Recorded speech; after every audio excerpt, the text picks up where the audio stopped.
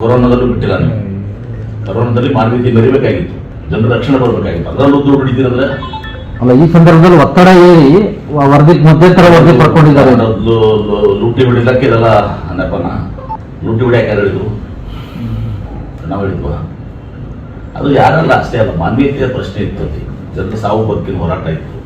ಆ ಸಂದರ್ಭದಲ್ಲಿ ಆ ಹಣದಲ್ಲಿ ನೀವು ಮಾಡಕ್ ಹೋಗಿದ್ರೆ ಅಲ್ಲಿರ್ತಾನಲ್ಲ ಮೇಲೆ ಅವನು ಕ್ಷಮ ಮಾಡಬೇಕು. ಅಲ್ಲ, ಅವತ್ತಿನ ಸಂದರ್ಭದಲ್ಲಿ ಬೊಮ್ಮಾಯಿಯವರು ಸಿಎಂ ಆಗಿದ್ರು ಸರ್.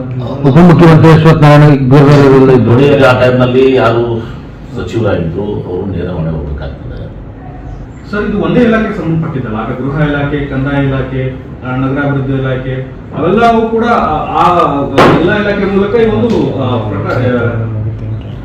ಬೆಡ್ಸ್ ಮಾಡಿದ್ರು.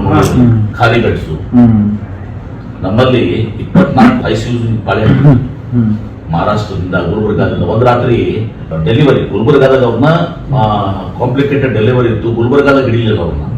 ಗುಲ್ಬರ್ಗಾದಲ್ಲಿ ಬಿಜಾಪುರ ತಂದು ನಮ್ಮ ಗೇಟ್ ಮುಂದೆ ಹಾಕಿದ್ರು, ಹಾಸ್ಪಿಟಲ್ ಗೇಟ್ ಮುಂದೆ. ನಾನು ಎದ್ದು ದಿವಸ ಇನ್ಸ್ಟ್ರಕ್ಷನ್ ಕೊಟ್ಟು ಅವರು ಪಾಪ ಡಾಕ್ಟರ್ ತೊಗೊಂಡು ಆಪರೇಟ್ ಮಾಡಿದ್ರು. ಇದೆಲ್ಲ ಮಾಡ್ಬೇಕಾಗಿತ್ತು ಕೆಲಸ. ಯಾರ ಮೇಲೆ ಉಪಕಾರ ಮಾಡ್ತಾ ಇಲ್ಲ, ನಮ್ಮ ಕರ್ತವ್ಯ ಅದು, ಜವಾಬ್ದಾರಿ ಅದು.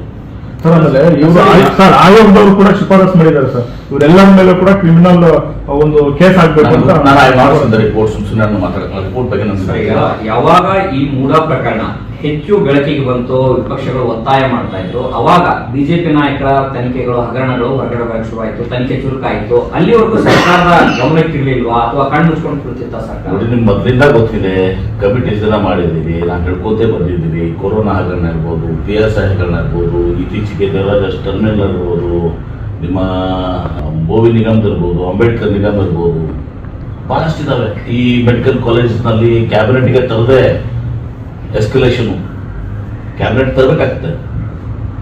ಸಾವಿರಾರು ಕೋಟಿ ರೂಪಾಯಿ ಒಂದು ದಿವಸ ಎಕ್ಸ್ಪಾನ್ಷನ್ ಮಾಡಿದ್ರು, ಬಿಲ್ಡಿಂಗ್ ಕಟ್ಟಿದ್ದಾರೆ ಮೆಡಿಕಲ್ ಗೌರ್ಮೆಂಟ್ ಮೆಡಿಕಲ್ ಕಾಲೇಜ್ನಲ್ಲೆಲ್ಲ. ಇಂಥ ಬಹಳಷ್ಟು ಇದಾವೆ. ಎಲ್ಲವನ್ನು ಕೂಡ ತಾರ್ಕಿಕ ಅಂತ್ಯಕ್ಕೆ ಹೋಗ್ತೀವಿ.